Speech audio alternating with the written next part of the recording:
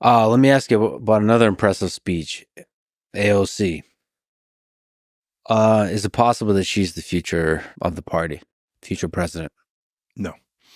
So AOC, in my opinion, lost her way. And so In which way? It's tough talking about these things because people take it so personally, right?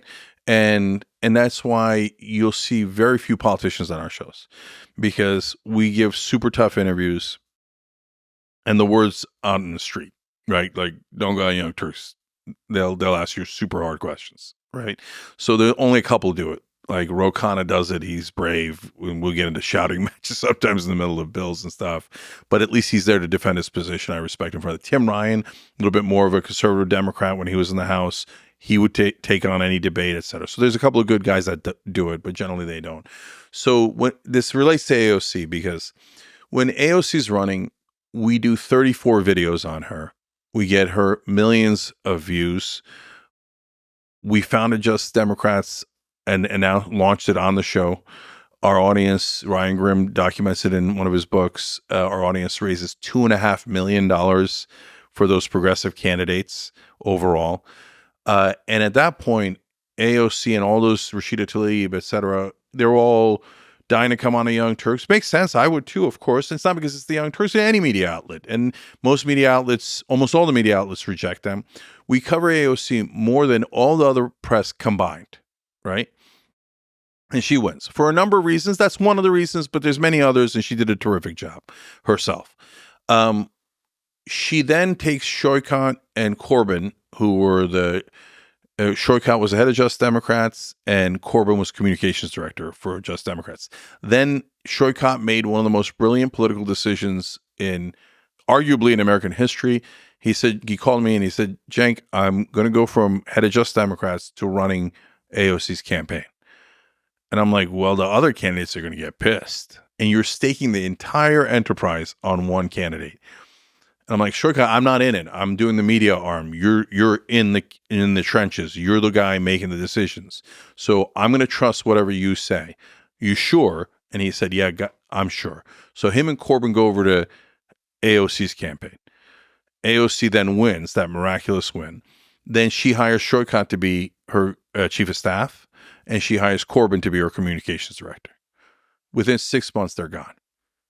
And once they're gone, AOC then goes on an establishment path, okay? Because why were they gone? Oh, they insulted one of her colleagues. Yeah, that colleague who's a total corporatist and was selling out one of our policy proposals. If you don't call out your own side, you're never going to get anything done.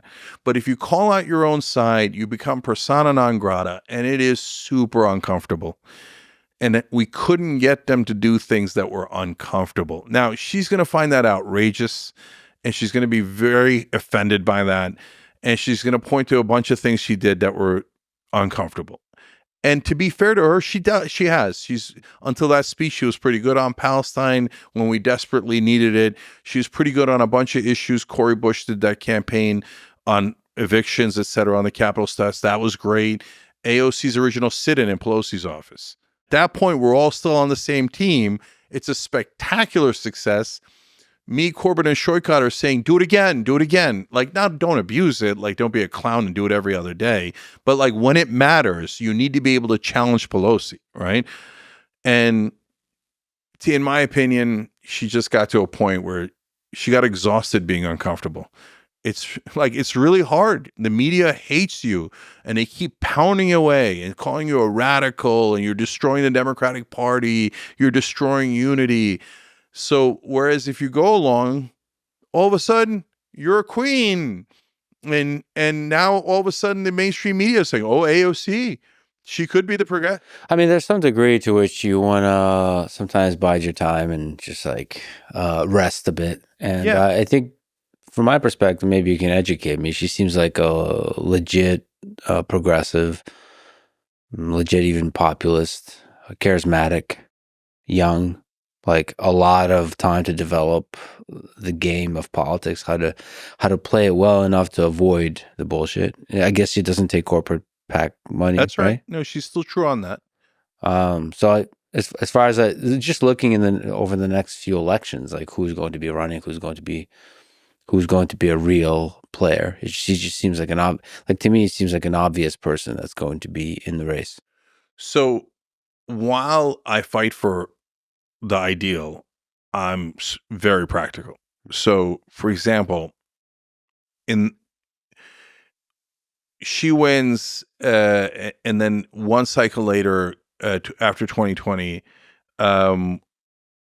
there's these guys who wanted to quote unquote force the vote, and it was on the speakership of Nancy Pelosi, and they wanted to use it to get Medicare for all. I'm like, guys, forcing a vote is a terrific idea.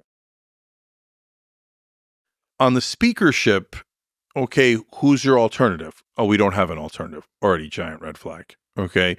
What's the issue you're looking to have them vote on? Medicare for all. Oh, you don't know politics.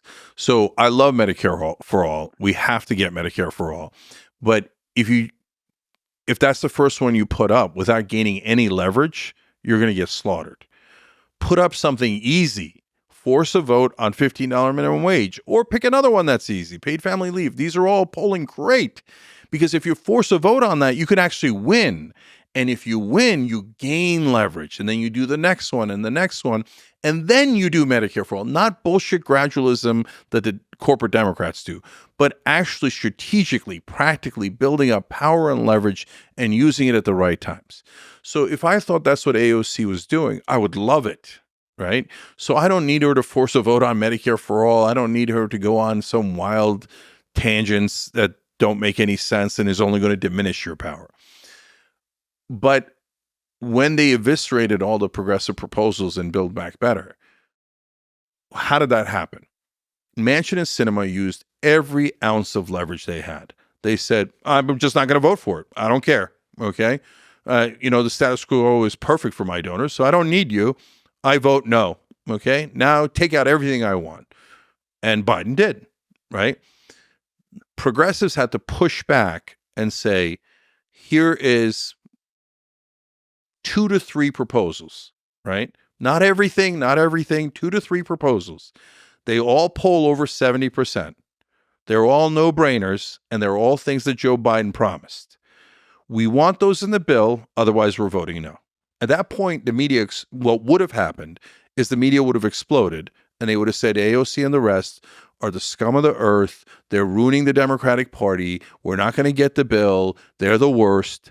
You have to withstand that. If you cannot withstand a nuclear blast from mainstream media, you're not the person, because you have to go run that obstacle course to get to change. If they had stood their ground, they definitely would have won on 1 to 2 of those issues. Instead, they went with a strategy that was literally called Trust Biden.